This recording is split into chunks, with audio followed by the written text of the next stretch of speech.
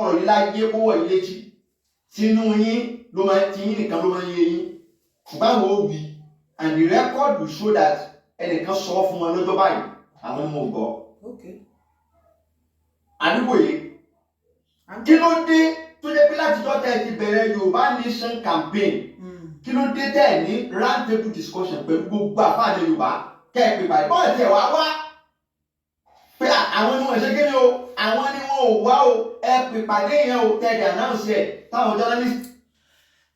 ìwọ àfa olóṣùkà lórí tó dẹrù ayé sórí àròmàlà ni ẹ tẹnu apẹwà ló fẹ́ gbọ́ àwádẹwà bí láti fún ẹ lésìn àbí kò tí ì yẹ o látìgbà tá ti ń ṣe ọ̀rọ̀ Yorùbá Nation campaign tá ti ń campaign kiri kí ló dé tá à invite àwọn àáfàá gbogbo àwọn àáfàá ká bá wọn jókòó round table talk ẹ gbọ́ ìwọ tó ń gbọ́ mi ìwọ tó ń wò mí question ló béèrè lọ́wọ́ ìwọ àtẹ̀mí dáhùn tiẹ̀ sí abẹ́ fídíò ìbá mi fi kọ́mẹ́ǹtì dá lóhùn mo kíwa ò gbogbo ibikíbi tẹ́ bá wà tẹ́tí ń gbọ́ mi àbí tẹ́tí ń wò mí orúkọ tèmi ò yí padà rárá Yèyé dára kó owó èkó òun ni mò ń jẹ́ o ọmọkùnrin yìí ni òun ránṣẹ́ fídíò ẹ̀ fún mi ló ń gbé ẹnu ẹ̀ ní ìgbékúgbé mo nígbàgbọ́ wípé ẹnu ń yún ẹni kò sí wàhálà àwa wà bí a máa fún ẹ lésì a kì í ṣe rédíò àsọ̀rọ̀mágbèsì ó nítorí campaign inú mi ti ẹ̀dùn ó ní campaign ni à ń ṣe nínú Yorùbá Nation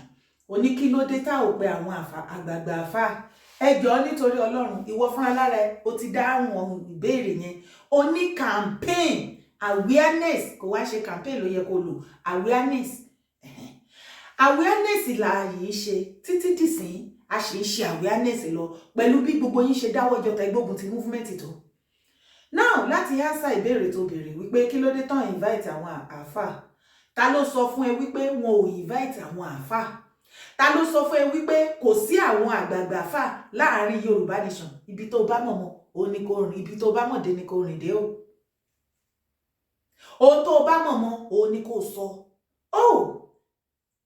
ṣé ti rí ẹ̀yin èèyàn mi tí bá sọ fún wa wípé ọ̀pọ̀lọpọ̀ nǹkan tó ń ṣẹlẹ̀ nínú movement sìn àsọ síta nítorí irú àwọn wọ̀nyí ni wọ́n ti lẹ́tí mọ́lẹ̀ wọ́n ti retí etí ti bó wọ́n ti remú imú ti bó wọ́n tún fẹ́ gbọ́ latest kò wá sí irú ọ̀rọ̀ tẹ́ lè sọ yálà sí Yorùbá Nation movement yálà sí bàbá Akíntóyè bàbá Yélóge àbí Ìgbòho tó máa mú lọ́dọ̀ ti tèmi mú mi sọ nǹkan tí kò yẹ kí n sọ ta ló sọ fún yín pé kò sí àgbààgbà fáànù Yorùbá Nation movement ta ló sọ fún yín bẹ́ẹ̀ ẹ̀yin ti lórin àbí ẹ̀yin kan lẹ́kàn kóra yín jọ ẹ̀yin lẹ yọra yín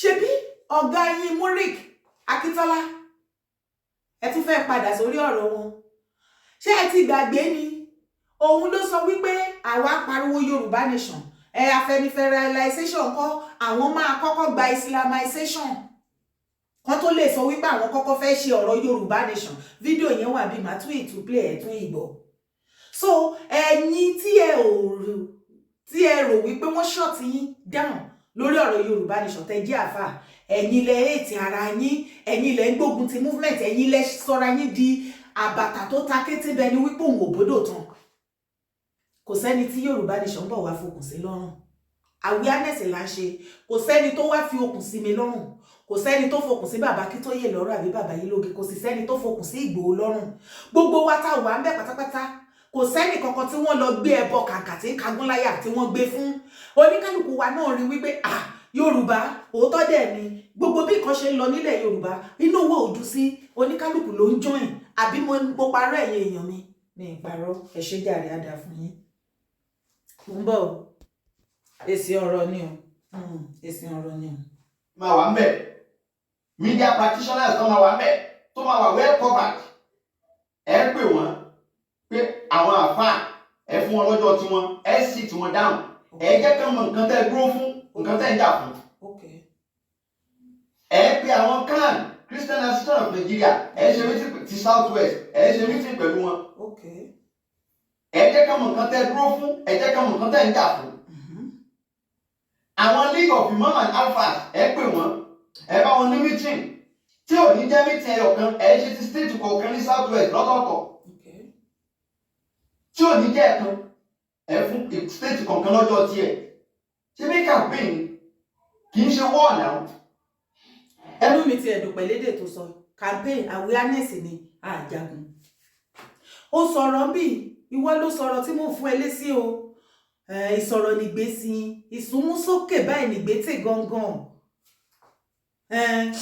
ó rí súnmúsókè ètè gbèsókè ó ní kí ló dé tá ò jókòó ká invite àwọn àgbààgbà ẹ̀sìn Islam àti àwọn CAN ìyẹn Christian Association of Nigeria àti àwọn àgbààgbà mùsùlùmí ẹ̀yin múríkì náà bí kí ló dé ó yẹ ká wá bá ṣe máa jókòó round table tá a máa pe press conference tá a máa ṣe gbá tá a máa ṣàwó pẹ̀lú wọn àníbi tó o bá mọ̀ mọ́ ni kò sọ mọ́ ta ló sọ fún ẹ wípé wọn ò ṣe pẹ̀lú àwọn kìrìsìtẹ́nì ta ló sọ fún ẹ wípé wọn ò ṣe pẹ̀lú àwọn àgbààgbà fà tí wọ́n make ara wọn available tí wọn ò rí wa àwa tá à ń ṣe awareness yẹn tá à ń pera wa ní Yorùbá Nation campaigner ẹjọ́ tí àwọn àgbààgbà fà tí ọ̀rọ̀ yé tí wọn kì í ṣe ọlọ́tẹ̀ tí wọ́n fẹ́ ìtẹ̀síwájú ìran wọn tí wọ́n fẹ́ kí ọjọ́ ọ̀la àwọn ọmọ wọn kó bàjẹ́ táwọn náà fẹ́ jèrè ọmọ tó dẹ̀ fẹ́ kí ilẹ̀ Yorùbá kó ní ìtẹ̀síwájú tí wọn ò fún wa ní gbódídíṣán àìmọye àfà wọn lọ ṣúà ẹ rò pé yín nìkan tẹ́ wà ní tẹpẹrẹ yín ní múríkì nìkan làfà ilẹ̀ Yorùbá ibi ọ̀tẹ̀lẹ̀ yín ṣe ibi tẹ́ máa wà nìyẹn tẹ́ máa gbọ́ nǹkan tẹ́ fẹ́ gbọ́ Yorùbá Nation has come to stay kò sẹ́nibọ́dì tó lè stop ẹ. That is the only option. Ebe rí lẹ́nu ọjọ́ mẹ́ta ebe ti pàdé bá jọ tó bọ́ síta tán ní restructuring má dá lu wọn lóhùn jọ torí Ọlọ́run àwọn kan àwọn àgbààgbà nínú ẹ̀sìn Kristẹni tí wọ́n make ara wọn available wà ń bá wọn ṣe meeting from time to time program and so many other things ẹ ò lè rí níta gbogbo aṣọ kọ́nà sá lórùn àwọn oníṣẹ̀ṣe torí gbogbo ẹ̀sìn la kó papọ̀ la bá ṣe àwọn òṣó ló ń di ẹ̀sìn kan àfẹ̀sìn tó bá mú ara ẹ̀ lọ́ta nìkan tó yọra wọn sẹ́yìn pé no I don't want to be part of it jọ àfà ó tí ìfetí gbọ́rí pé ẹ̀yin àfà yìí ẹ̀yin lẹ́ sọ wípé ẹlẹ́bọ ni wá ẹbọ là ń practice inú Yorùbá Nation how come tó tún wá bọ́ síta níṣẹ́ tó níṣe ni wọ́n invite yín lọ tún ìwádìí ṣe dáadáa a ní àwọn àgbààgbà fà tó pọ̀ gan-an tí ẹ lè gbúrò orúkọ wọn láé tẹ́ ẹ sì lè gbóhùn wọn níta ohun tí ò yí ọ̀pọ̀lọpọ̀ yín ẹ jẹ́jẹ́ kó yé yín kẹ́ gbà forí ẹ gbà fọ́lọ́run ẹ gbà fún onílẹ̀ Yorùbá òun ló ní Yorùbá Nation kì í ṣe àwa tẹ́ ẹ bá ń gbógun tìwẹ́ kàn fìyàwó yín jẹ wá lásán ni àwa kọ́ la ní Yorùbá Nation àwọn tó tẹ ilẹ̀ Yorùbá dó àti Ọlọ́run Olódùmarè àwọn ló ní Yorùbá Nation ṣe ti wá rí pẹ́ ti kọjọ́gbọ̀n ẹ̀yin lẹ make ara yín not available fún movement ẹ̀yin lẹ condemn tẹ́ ẹ ṣá movement lọ́gbẹ́ bẹ́ẹ̀ ṣe ń gbé bí lẹ́ ń gbé bí without mercy pé àfikà iṣẹ́ àgélulẹ̀ ẹ ti wá rí pé bẹ́ẹ̀ ṣe gbé kígi Yorùbá Nation kówó kàkà kówó ó bá ń gbọ́ kówó àràbà owó ojú ti roko mo ní kówó lẹ́kẹ́ àràbà owó ojú ti roko wọ́n dóyìn kápá wọ́n dóyìn kò ṣe apá òkò ṣe wọ́n dóyìn dá Yorùbá Nation wọ́n ní kówó Yorùbá Nation lè wo ojú ti yín ẹ̀yin náà ti rí bóyá lọ ó gàgàn ó lọ fà campaign fún Yorùbá Nation ni kì í ṣe war you cannot succeed from a country by war láíláí kò lè work ẹ fẹ́ succeed ẹ fẹ́ dá dúró kúrò lára orílẹ̀-èdè Nàìjíríà wọn kì í fi ogún pín. bóyá wọ́n fogun pín bóyá wọ́n fogun pín bóyá referendum bó ṣe sọ bóyá kò ṣe referendum bóyá round table talk àbí kò ṣe round table talk ìwọ̀nba èyí táwa ṣàṣìmọ̀ tá lè ṣe òun là ń ṣe ṣùgbọ́n gbogbo ẹ̀yin àfa wọ̀nyí tí ẹ ríṣẹ́ ṣe mọ́ ẹgẹ́ ìsọ kọ́kọ́ fún yín ẹ lè gbé Yorùbá Nation wálẹ̀ o àbí kò yé yín bẹ́yẹn kò sí ibi tí Yorùbá Nation ti sọ fún yín pé òun fẹ́ lọ kógun ja anybody nílẹ̀ Yorùbá àbí àtọ́dún ta ti ṣe àbí ẹ rí gbogbo rally tá a ṣe gbogbo city tá lọ tá ti lọ ṣe rally ṣe gbọ́ ipá bẹ̀rẹ̀ wọ́n yingi ń bẹ̀ ìyẹn ló fi máa yé yín wípé àwa ò sọ wípé jàgídíjàgan la fẹ́ fi ṣe àní orí pípé òun la fi ṣe àwọn sáìdì tọ̀hún tá àmọ́ bí tán ti wá lójijì tán dé àwọn náà sọ pé wọ́n kó ogun bọ̀ láti Amẹ́ríkà wọ́n fẹ́ dá $1 million tó fẹ́ fi rẹ́ǹtì àwọn kìíní àwọn ò sì mọ̀ wọ́n rí ilẹ̀ Yorùbá nìkan tó bá wọlé kálukú ọmọ Yorùbá ló lè ṣe láyé ara ẹ̀ ṣùgbọ́n látọ̀dọ̀ ti bàbá Akíntóyè tí wọ́n lìdí wa àti bàbá Yílóge àti bàbá wa Ìgbòho àtàwọn èèyàn gidi ọpọlọ la fi ń ṣe àbẹ́nigbọ́ ibi tá ti lọ ṣe rálì tó ti mú wàhálà wá. sọ pé violence lè bá fẹ́ lò nínú ní àwọn Biafra tó lo violence ṣé ti gbà látijọ́ yìí wọ́n lè gbà. jọ àfà ó yá dárúkọ violence mélòó ló ti rí nínú Yorùbá nation ibo mélòó ló ti rí tán sọ wípé wọ́n lọ jalè níbi kan Yorùbá nation ni àbí wọ́n sọ wípé wọ́n kàn déédé lọ tiná bọlé torí lórí social media náà láti ń gbọ́ lẹ́yìn ẹ̀yin blogger àtẹ̀yin speakers wípé ẹ máa wọ àwọn tó ń pariwo pọ́n fẹ́ gba Yorùbá nation wọ́n fẹ́ gborílẹ̀-èdè tuntun wọ́n láwọn ń ṣe peaceful rally ṣé peaceful rally náà fi ń gba kínní ni kò síbi tán ti fẹ́ gborílẹ̀-èdè tán ti máa ń ṣe peacefully èèyàn máa ń ṣe oríṣiríṣiríṣi ni a sì wọ́n tìwá torí ta bá tún ṣe náà àwọn náà máa sọ pé ẹ wò wọ́n ṣé bó ṣe é ṣe nìyẹn àwa ò sì dá sí yín ìwọ̀nba tọpọlọ orí àwọn bàbá wa tí wọ́n gbé tọ́dẹ̀ ń sọ fún wa pé bá a ṣe máa rìn ní a sì gbà sí wọn lẹ́nu ńlá dẹ̀ fi ọpọlọ orí àrọ̀rà ń ṣe tíra wọn kankan ò sí nínú movement ìwọ tó bá fẹ́ tira ẹni sẹ́ẹ̀.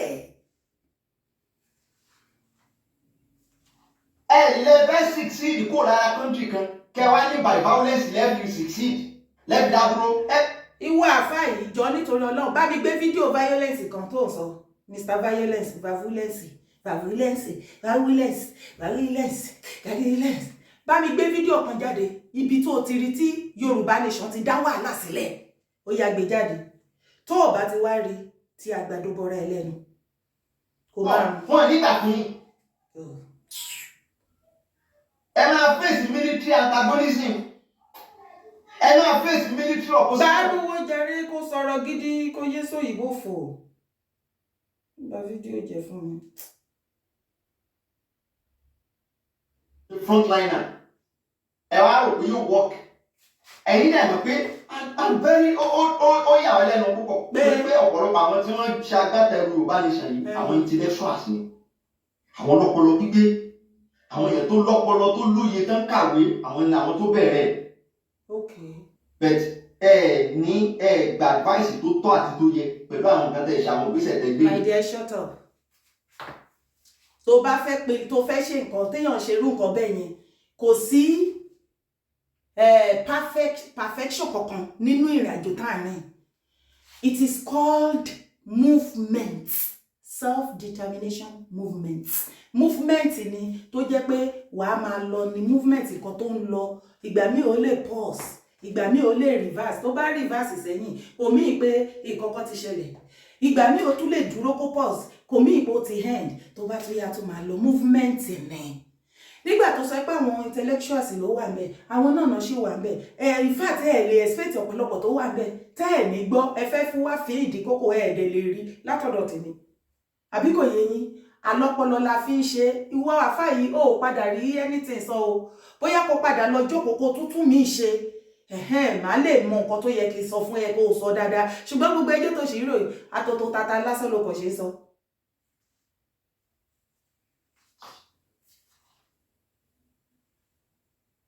ọ̀pọ̀lọpọ̀ àfà tó padà darapọ̀ mọ́ iná ló ti padà lóníṣẹ̀ sílé ni. ibi tẹ́ ò kẹ́ ẹ̀ lè mọ̀ fáwọn oníṣẹ̀ sí yẹn wọ́n àìjáde ẹ̀wọ̀n yín lọ pátápátá. ibi tó ń lọ gangan nìyẹn. wọ́n máa pariwo pé ẹ̀sìn ìbọ̀rìṣà ní ẹ̀sìn Yorùbá who says who ta ló sọ bẹ́ẹ̀ ta ló sọ bẹ́ẹ̀. ṣé ti rí ẹ̀yin èèyàn mi tí mo bá ń ṣe analysis àwọn people ìfún yín wọ́n kàn mọ̀ọ́mọ̀ gbé trade tí wọ́n ní sí Yorùbá nation movement torí wọn ò fẹ́ kó wáyé torí ọmọ ìpè tá a bá gba Yorùbá nation movement ojú máa ti àwọn ọmọ àlè gbogbo ayé fàmílétè tutọ́ ẹni tó ní kálukú kàn ṣe bó ṣe wù kò sí discipline kò sí anything ìyá kàn jẹ àwọn ọmọ mẹ̀kúnnù ṣá ẹ sọ wọ́n di rádaràdá kalẹ̀ ó lè ṣe ń gbógun tì í ẹ̀yin náà máa gbọ́ nǹkan tó sọ wọ́n wá lọ kó sábẹ́ religion kán lè máa rí empathy wọ́n wá empathy wọ́n wá sympathy gbogbo ẹ̀ ni wọ́n wá ẹ máa gbọ́ èdè lẹ́nu ọ̀rọ̀ ẹ gbọ́rọ̀ lẹ́nu ó ní gbogbo àwọn àfáà tó padà darapọ̀ ìwọ báwo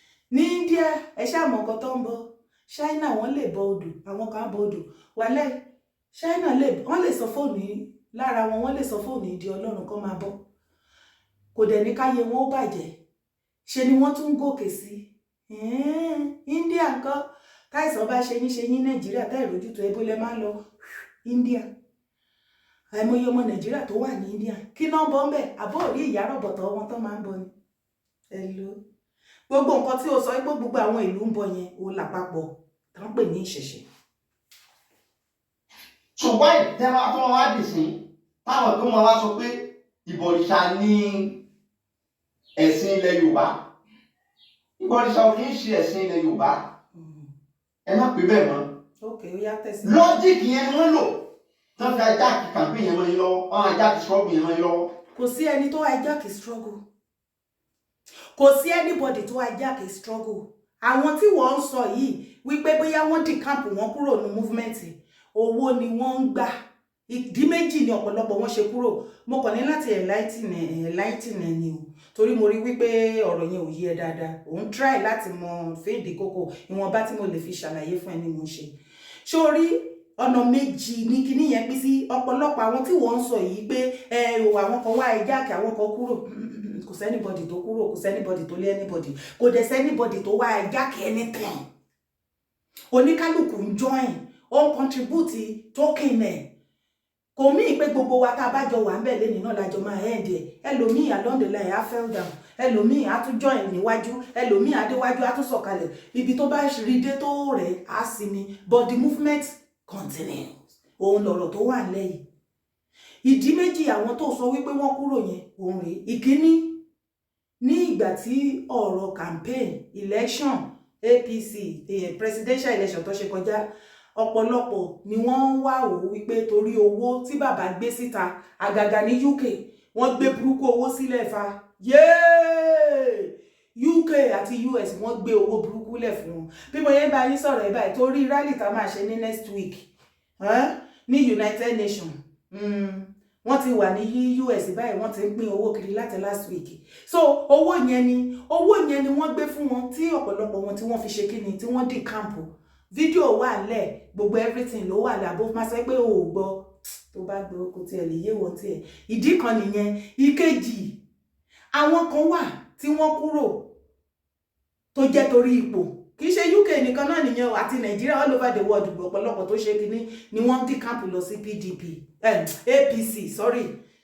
Kì í ṣe ìfẹ́ bàbá Tinubu náà ní débẹ̀ bọ̀ nítorí owó tí wọ́n há káàkiri ńgbà káwọn náà lè gba share tí wọ́n. Bó tilẹ̀ jẹ́ wípé wọ́n ti gba share yẹn sí kọ́ọ̀pù rẹ́sì kan ò tiẹ̀ wá kò tiẹ̀ kan ọ̀dọ̀ wọn báyìí sìn. Oníkálùkù ti fọ́dà gbè sórí social media. Àṣekú show ló kù báyìí. Ìwé everyone wọn náà wà ládẹ̀ ṣe show at least àṣà jẹun. Ìgbà tó wò wá láti bímọ kò wá ń bí we go shop now. Náà fi di camp. Àwọn set of people tó tún di camp àwọn rèé. Kí ló lé wọn lọ? Ipò. Mo fẹ́ jẹ first president, mo fẹ́ jẹ first minister, mo fẹ́ jẹ this, mo fẹ́ jẹ that. Àwọn tó àbí ó gbọ́ pé àwọn kan ti ń pera wọn tó ti ń jà fún post, táwọn kan tó ti sọ your excellency sir, ẹ̀yin ni president. Ìgbà tó rí wípé ó dẹ̀ pé kíní yẹn ọ̀rọ̀ tó wà nílẹ̀ iṣẹ́ sì pọ̀ nílẹ̀ ju ọ̀rọ̀ ká máa ju ipò. Gbogbo wọn wọ́n di camp pátápátá torí wọ́n rò wípé wọ́n máa rí ipò ní inú ìjọba bàbá Tinubu. Ṣùgbọ́n ìwọ rèé, èmi rèé, náà ẹni gbogbo wájọ wà yìí báyìí sí wà lẹ́wọ̀n tí ẹ̀ràn tí sẹ́tọ̀ àwọn pípù yìí rárá wọn tí ẹ̀ sínú píṣọ̀rọ̀ tó wà lẹ̀. Ó ní ìṣàlàyé ẹ̀ fún ẹni. Ọ̀pọ̀lọpọ̀ àfáà tó lọ join Yorùbá Nation Group, èyí tó kó mbẹ̀ ti padà kó mbẹ̀. Èyí tí ò kó mbẹ̀ kò lè sọ̀rọ̀. Ó rí pé tí wọ́n ń promote yìí. Kò sí àfáà tí ó wà ńbẹ̀ tí ó lè sọ̀rọ̀. Ọ̀pọ̀lọpọ̀ wọn ni wọ́n sọ̀rọ̀ fatafata. Àbí kò yẹ bẹ́ẹ̀ yẹn. Àwọn information tẹ́ fẹ́ kí ẹ fẹ́ gbọ́ lẹ́nu wọn tẹ́ ń dúró dè tí èmi mọ̀ ìpẹ́ ń dúró dè ẹ ò lè gbọ́ lẹ́nu wọn mọ́ ni. Kì í ṣe gbogbo ọ̀pọ̀lọpọ̀ ló ti wá, ọ̀pọ̀lọpọ̀ ló ti lọ.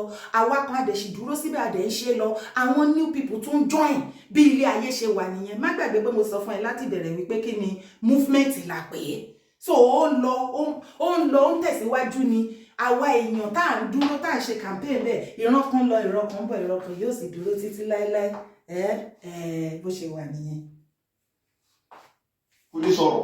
Ìmí ìsìrè òun náà ti doníṣẹ́ ṣeré ni. Jẹ́ kó di kí ló kàn. Ẹ má máa para yín. Torí choice religion tó ní kálukú bá choose. It is their life. It is our life. Life tiẹ̀ o lè sọ̀rọ̀ nípa life nǹkan tó bá favour ẹ. Nǹkan tó bá favour mi àbí tó favour ẹlòmíì. Kò sí nǹkan, especially when it comes to religion. Freedom of that ó wà bóyá ò tí gbọ́ rí. Gbogbo yín tẹ́ bá ń sọ̀rọ̀ bẹ́ẹ̀ yẹn ìjà ìbílẹ̀ ń jà àìrí nǹkan sọ ni, àìríṣẹ́ ṣe ni, àìríṣẹ́ ò ṣe ni. nǹkan tó bá wo oníkálùkù ló lè become. Mùsùlùmí become a Christian, Christian become oníṣẹ̀ṣe, oníṣẹ̀ṣe become Muslim and Christian. Choice ni, kò sí jà. It has nothing to do with Yoruba nation. So me.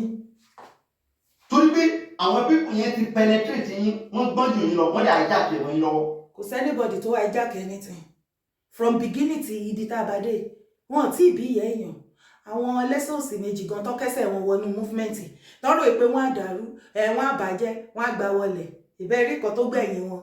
Ẹ̀sìnrè ará àdúgbò, mélòó ló tún gbóhùn báyìí? Oníkálùkù ti fọ́ dàgbé. Àwọn náà kógun wá tọ́nà fẹ́ bá yín jagun, a sì takété pé ọ̀rọ̀ táwa ń ṣe. Bàbá Akíntóyè ní ọ̀rọ̀ tó wà lẹ̀ kì í ṣọ̀rọ̀ ológun dé.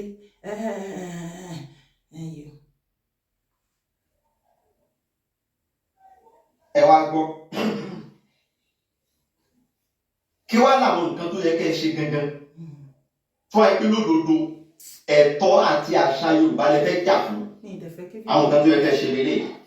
Ọ̀nà tẹ́ ẹ gbà tẹ́lẹ̀ yẹn, ọ̀nà rọ́ǹgbì lẹ lọ gbà. Tí a bá lẹ̀ gba rọ́ǹgbì kò ní débi tó lọ. Ìwọ ló rò bẹ́ẹ̀ àgbẹ̀. Títì tẹ́ wàá gbà gangan. Hello àfà olẹ́rù lórí. Ojú ibi táwa ń lọ, àmọ́ ibi tá ń lọ. O ò sí nínú movement, o ò lè sọ pé báyìí ní ká ṣe ṣe. Tó o bá mọ̀ ipò fẹ́ advice, ò darapọ̀ mọ́ movement. Àti wípé irú yín, ọ̀tá ẹni òun pòdù ọ̀ya, bó bá ya ọ̀run jábọ́ wá ní kí ló ṣe ni. Torí ẹ ti ní hatred, ó ti jẹ́ ìfún àtẹ̀dọ̀ ọ̀pọ̀lọpọ̀ yín. So kò sí contribution anybody bá contribute inú movement bẹ́ẹ̀ darapọ̀ náà. Kò ṣe náà lẹ máa sọ. Ẹ̀yin dẹ̀rẹ́, ẹ̀ ṣe, ní nǹkan ṣe, kò ṣe, kò jẹ́ olúre ṣe. Ọ̀rẹ́ ìgbọ́kọ̀ olúre, ọ̀dẹ̀ gbàdá rẹ̀ ọmúkọ́gi. Òun ni ọ̀rọ̀ ti yín. Àkàlẹ̀ fún yín díẹ̀díẹ̀. Ẹ ní láti ṣe meeting pẹ̀lú gbogbo League of Imams and Alfa. Ẹ ṣe meeting pẹ̀lú ìjọ kọ̀ọ̀kan, Ansarudeen, Nasfat. Ẹ ti rí ibi tí ó lọ, ẹ ti rí nǹkan tó ṣe problem ti ọ̀rọ̀ ẹ̀sìn yìí ní ṣáá. Fatu nọ́ọ̀sì kíní kankan rí kù. Morkat, Mercy, Tẹ̀bílì, gbogbo wọn lẹ́gbọ́dọ̀ bá ní meeting. Ẹ ní meeting pẹ̀lú àwọn Christian associations. Náà, ẹ ní meeting. Number 1 step nìyẹn. Ẹ jẹ́ kí wọ́n mọ ibi tẹ́ ẹ wà. Ẹ jẹ́ kí wọ́n mọ̀ pé ẹ dúró fún ìbọ̀rìṣà. Struggle of Yorùbá nation is for Yorùbá. Ó ti ẹ̀dá tí wọ̀ ìbọn síta. Ìgbà tẹ́ ti gbìyànjú títí tẹ́ ti kógun ti Yorùbá nation tẹ́ ẹ pa. Ọlọ́run nírọ́. Ẹ kàn ṣe ṣá. Ìgbà tẹ́ rí pé kò kú. Òun lẹ́ṣẹ̀ wá tún bọ́ síta yìí o. Àwa kan la takú síbẹ̀ pé we die and resurrect dẹ̀. Bí gbogbo yín bá fọ́ dàgbé ẹ fọ́ lọ kó káyé.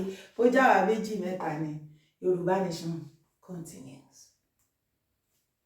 Ẹ jẹ́ kí wọ́n mọ̀ bẹ́ẹ̀. Then number 2, àṣà Yorùbá gangan ẹ̀ promote ẹ̀. Ẹlẹ́jà fún Yorùbá nation. Ẹ̀ promote àṣà wa. Ìwọ ò ṣe wá promote. Ẹ̀ promote àṣà wa. Ó yá, ìwọ tó ṣòṣùkà sórí, bá mi gbé fídíò kan àbí méjì jáde tó ti promote àṣà Yorùbá land. Kò dìgbà tó bá join Yorùbá nation movement kó tó promote àṣà Yorùbá o. Àṣà, èdè, ìṣe àti everything wa mélòó ló ti promote. Sórí orí tó gbé, sórí dírẹ́sì ẹ̀ tó dírẹ́sì, ṣé àṣà wa ni? Kì í ṣàṣà wa, àmọ́ bí tẹ́ ẹ ti kó. Torí ọ̀pọ̀lọpọ̀ àwọn Arab country, Arab people, wọ́n pọ̀ ní country ibi tí mo wà yìí. I hardly la fi máa rí fìlà ìkíní gèlè nẹ́ẹ̀tì di tẹ́ ẹ máa ń wé mórí torí a máa fọ yín tẹ́ máa fi kọ́ra sọ̀rọ̀. Ìṣàn lẹ máa fi sọ̀rọ̀ torí agbárí yín á máa gbá iye atẹ́gùn òfẹ́ sí. Èèyàn ṣe máa di èrò òfò àtàdánù báyìí. Ṣé àṣà tiwa náà ni wọ́n promote yẹn? Hell no. You see, nowadays, we are so much. Ẹlẹ́jà fún Yorùbá nation. Ṣiṣẹ́ lórí Yorùbá curriculum in schools. Ó tún máa rí ó ní Mẹ́kà ní Odùduwà ti wá. Nǹkan tó dẹ̀ wà nínú curriculum nìyẹn. Tẹ́lẹ̀ ká máa káwọn oníléèwé àbí kí ló pa yín? Ẹ̀yọ́ mọ́. Àfà, ó máa ń lára ẹ̀ láàgùn. Ìkan lára wa, ìkan lára yín. Olúwo, descendant Odùduwà ni. Ọ̀dọ̀ wọn ló yẹ kó lọ kó ti lọ bèrè tán pé ibo gan-an bẹ́ẹ̀ sẹ́ pé Mẹ́kà l'Odùduwà ti wá. Àwa gan ò mọ ibi tó Odùduwà ti wá. Yorùbá lè ní. Yorùbá ti wà nílẹ̀. Ilẹ̀ Yorùbá ti ń jẹ́ ilẹ̀ Yorùbá kí Odùduwà tó dé. Bẹ́ẹ̀ mi ṣe kà nínú ìwé ìtàn nìyẹn. Àbí kò yé yín báyìí. Ìran Yorùbá yẹn gangan òun lè ní dára ti wá. Yes. So tó o bá fẹ́ mọ kúlẹ̀kúlẹ̀ ọ̀rọ̀ ibi tí Odùduwà ti wá kò sẹ́nibọ̀dì wa tó mọ̀. Àwọn ọmọ ẹ̀ ní kẹ́ lọ bèrè. wọ́n lọ sọ́dọ̀ Olúwo kó lọ bèrè lọ́wọ́ ẹ̀. You can imagine ojú rẹ̀ ń tì mí pé ṣé nǹkan yìí pọ́pà ṣé lè ló yẹ kó ṣì wà nínú Yorùbá curriculum tí wọ́n ń kọ́ àwọn ọmọ wa nílé ìwé. Àwọn ọmọ ẹlẹ́jà fún Yorùbá nation ṣiṣẹ́ lórí Yorùbá curriculum in schools. Ó tún máa rí ó ní Mẹ́kà ní Odùduwà ti wá. Nǹkan tó dẹ̀ wà nínú curriculum nìyẹn tí wọ́n ní ká máa kọ́ ọmọ nílé ìwé àbí kí ló kọ́ yín? Ẹ̀yin ọmọléèwé kí ló sọ fún yín? Ó ní Mẹ́kà ní Odùduwà ti wá àbí ẹ̀kọ́ ni. Bọ̀bọ̀ ẹ̀ ọ̀rọ̀ tó sọ yìí gbogbo yín ẹ ti ẹ̀ dúró ná kí ló dé ẹ̀yin young guys tẹ́ wà vibrant tó yẹ kẹ́ make it life ẹ kàn sọra yín darúgbó ọ̀sán gangan ẹ wé gèlè òfò sórí ẹ wá kó irun orí burúkú jọ ẹ lọ kó àwọn ọmọ ọlọ́mọ tó yẹ kẹ́ ẹ fi wọ́n sílẹ̀ kí wọ́n bọ́ sí ìgboro kí wọ́n pursue future wọn ẹ dá wọn jókòó sínú ilé ẹ̀yin gan fúnra yín ẹ níṣẹ́ ẹ lábọ̀ bàbá ẹ káalẹ́ ẹ káàsán ẹ káàárọ̀ afẹ́ wá wo yan rè afẹ́ wo kíní ilẹ̀ máa fi jẹun ẹ wá máa bá yé àwọn ọmọ yẹn jẹ́ ẹ máa ṣì wọ́n lọ́nà ẹ máa sọ̀rọ̀ ẹ máa bí kọ́ máa dá sí Ọlọ́run ló mọ iye wọn tí wọn náà kó jọ síbi tó wà yẹn báyìí sàn. By violence let you succeed let that grow lè lọ wọn nígbà fún yín. Ẹ máa face military antagonism. Ẹ máa face military opposition. Wọ́n ní kẹ́kẹ́ lọ. Dialogue ni wọ́n fi máa dá dúró. Gbogbo orílẹ̀-èdè tó dá dúró dialogue ni. Referendum ni. Ẹ kọ́kọ́ jẹ́ kí gbogbo ìlú yẹn kí wọ́n àwíyà kí wọ́n mọ káwọn tẹ́ ẹ̀ ń jà fún òmìnira ẹ kọ́kọ́ jẹ́ kí wọ́n mọ nǹkan tẹ́ dúró fún. Campaign máa lọ lóríṣiríṣi ẹ jọ sit àwọn èèyàn dáhùn ẹ bá wọn èèyàn sọ̀rọ̀ kì í ṣe à ń kóbọn à ń kóògùn ayẹta gbogbo etí gbòòwò ṣe ń tọ́ náà rádaràda ni tẹ́lẹ̀ bó wọn ṣe tán kó ayẹta tán kóògùn gan kiri táwọn tọ́jú wá tẹ̀lé wọn lẹ́yìn tí wọ́n máa pariwo Igboho ṣá Igboho ṣá. Ẹ̀yin ọmọ Yorùbá ìgbà tí ọ̀rọ̀ àwọn àáfàá yìí ti bẹ̀rẹ̀ mo jẹ́ ìṣẹ̀dá kan tó yẹ pé kì í ṣe gbogbo nǹkan ni máa ń dá sí máa kọ́kọ́ tí bá tẹ̀ bá wá dá sí létà máa kọ́kọ́ farabalẹ̀ máa stọ́dì yẹn ó ti pẹ́ tí mo ti sọ fún yẹn tẹ́ bá wo show mi wípé àwọn pípù yìí wọ́n kàn mọ̀ fún ìyà jẹ Tani Ọlọ́run ni ọ̀rọ̀ Yorùbá Nation àti Ìgbòho ó wà lára nǹkan tí wọ́n fi bínú sí Tani Ọlọ́run tó ṣe ń fi ìyà jẹ àìbọ́ síta Ìgbòho láti wá kúnlẹ̀ máa rá bàbá máa sunkún gẹ́gẹ́ bí wọ́n ṣe ní kó lọ ṣe ó wà lára ìyà tó fi ń jẹ Tani Ọlọ́run ṣẹ́yìn náà ti ń gbọ́ nísìn ẹ̀yin ẹ gbọ́ gbogbo àlàyé tọmọkùnrin yẹn kà sílẹ̀ ṣé ti rí pé ní ègbé ló pọ̀ láàrin wọn ó ní a ní láti jókòó round table a ní láti ṣe kí ni ó ní a máa ṣe campaign dáadáa from one campaign to the other campaign yẹn máa pọ̀ ìyẹn ni awareness tí à ń ṣe tó ń pè ní campaign rally ẹ bá wa bèrè lọ́wọ́ àfáì ṣé ó wà nínú ayé àbí kò sí láyé rárá country wo ló wà ní ìgbà tí gbogbo wa ń ṣe rally ṣé kò ń ṣe the same campaign tí ò ń pariwo wípé a máa ṣe rally yẹn là ń ṣe rally nìkan la ṣì ń ṣe o rally yẹn nìkan òun la ṣì ń ṣe káàkiri from one city to the other àbí wàá sọ wípé o ò gbọ́ bí Ìgbòho ṣe ń lọ káàkiri tó lead rally ó lọ sẹ́kìtì ó lọ sọ́ṣun ó lọ sóǹdó ti Lagos State tá a fẹ́ ṣe òun ni gbogbo yín gbógun ti wà tẹni ńlá kọ́ má gbé wá sí Lagos State àbí o ò gbọ́ ṣé etí inú ẹ fọ́ tìta ẹ ò gbọ́ràn wípé campaign yẹn la ṣe tí Ìgbòho ń lead tí wọ́n fi lọ bọ́ọ̀sì ilé tí wọ́n fẹ́ pa àbò gbọ́ pé Ìgbòho kó aṣọ ó kó kinní sọ́wọ́ báyìí ó wá lọ èyí tó rí Ìbàràpá ṣe ti rárá kan torí ọ̀rọ̀ Ìbàràpá tó lọ lé ṣeṣẹ́rí kí ló lé àbí kí lorúkọ má tó lé yẹn tí wọ́n ní kó máa bọ̀ nílọrin ra àbọ̀dé yẹn láti fi ìyà yí pé wọ́n lé Ìgbòho lé má yẹn kúrò pé kó yé kidnap kó yé bayé àwọn èèyàn jẹ́ bẹ́ẹ̀ òun ni ilé Ìgbòho tí wọ́n lọ bọ́ọ̀sì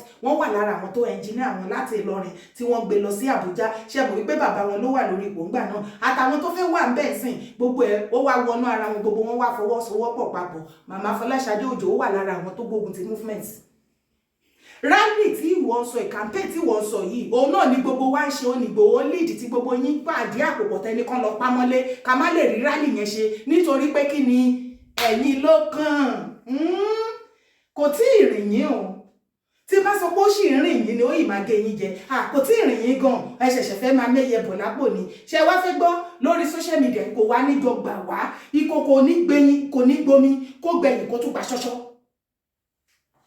ọlọ́run ọba ń gbọ́ ẹ ṣẹ̀ṣẹ̀ fẹ́ ṣe kí ni ẹ ṣẹ̀ṣẹ̀ fẹ́ bẹ̀rẹ̀ kò tí ì yé yín torí ẹ ti rí wípé ò rí Yorùbá nation pa ẹ rí pa ẹ yò kò tí ì wá pẹ́jù o àbí kí lẹni mo sọ àtúnṣe sì wà ṣé orí gbogbo ilé tẹ́ ẹ̀ ń fúnra yín yẹn kán lọ pé Morikas kán lọ pé bàbá Bariga kán lọ pé ẹ̀yin kankan wá máa gbébọ̀ kàkà fún yín yẹn kò síbi tó ti máa ṣẹlẹ̀ movement self determination movement la pè é ìwọ tó bá jọ ọmọkọ ilẹ̀ Yorùbá tó dẹ̀ rí nǹkan tó ń ṣẹlẹ̀ tó dẹ̀ wọ̀n pé àtúnṣe ó nídìí àtúnṣe ìwọ ló máa darapọ̀ gbogbo wa tó rí bẹ́ẹ̀ kò sẹ́nibọ̀dì tán wá gbé specially níbì kan wọn oníkálukú wa volunteer ara wa willingly láti ṣàfihàn wa ni without expecting anything in return kí yóò lè má jẹ gbogbo wa ọ̀bọ̀ láti ọ̀dọ̀ sáìdì tèmi ohun tí èmi ṣe nìyẹn mò ń ṣe fún èmi mò ń ṣe fúnra mi mò ń ṣe fún ọ̀la mi mò ń ṣe fún ìran mi and that is the least tí mo lè ṣe láti fi support ìran mi it's not about giving them money alone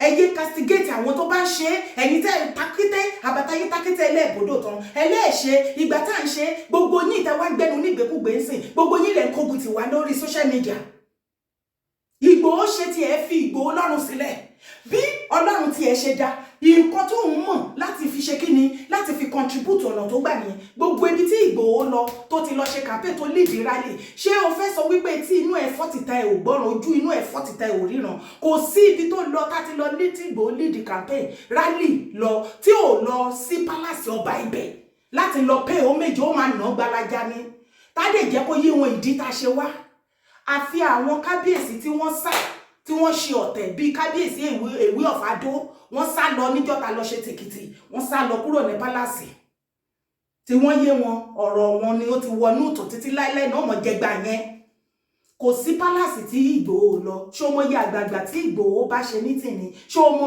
gbogbo nǹkan tó ń lọ ṣé gbogbo nǹkan tó ń ṣẹlẹ̀ lẹ́yìn lẹ́fẹ́ ká máa gbé wá síta á ti ṣe mistake yẹn nígbà kan kò lè ṣẹlẹ̀ mọ́ wo ìwọ tó ń gbọ́ mi jàre kọ́ọ̀pù ráìsì kan nígbà tá a sọ wípé ẹ jẹ́ ká tètè fọwọ́sowọ́pọ̀ ká ṣe kínní kí rẹ̀dọ̀ ilé ìyá wa ẹni náà wọ́n ń sọ fún yín gbà pé tá a bá dá dúró kò sí nǹkan tẹ́ máa jẹ ṣe Alfa market ṣé ti jẹun in fact ajẹ́bìlẹ̀ ń jẹ nísìnyí náà èmi gan gbọ́ oúnjẹ ti fẹ́ yí yín ní fún oúnjẹ ń ṣàn lójú títì ní abẹ́rẹ́ oúnjẹ báàgì ráìsì gan ti wá di 1000 naira ìjọba yìí fáìn gan ni o ẹ̀yin ló dẹ̀ kàn seriously ni o last yín everybody don cast kọ́ọ̀pù ráìsì kan for one family the whole family ló padà bá dé owó wọn padà yọ 8000 látẹ̀ṣẹ̀ pariwo gbókéré àti 8 kọ́ọ̀bù àti 1 naira kò sí kankan ọ̀ọ́bí ẹ lè rí Yorùbá nation pa tẹ bá tún ìfẹ́ bẹ̀rẹ̀ gé àwa kan wà bí ẹ máa bẹ́kùn wà níbù wa àwa gan rẹ́dì fún yín gbogbo ṣòkọ́ lèmi máa yí ọ̀ṣù tètè sí ṣùgbọ́n lórí ilé ìtẹ́sọ yìí ẹni tí Yorùbá nation ẹ máa jẹgba lórí gan-an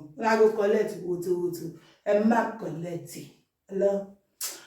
Jọ̀ọ́ màámi dádì mi kí ló ní mo wí o jàre ó yá bá mi drop comment ẹ sábẹ́ fídíò yẹn bá mi reply àfà yẹn bá mi sọ̀rọ̀ fún kórí ẹ̀ ṣíkọ bóyá gbogbo gèlè ẹrú wèrè tó dì sórí yẹn á ṣí dànù atẹ́gùn á lè wọnú ọpọlọ yẹn á lè reason like a normal woman bẹ̀ mo sọ yìí mo dúró náà ire.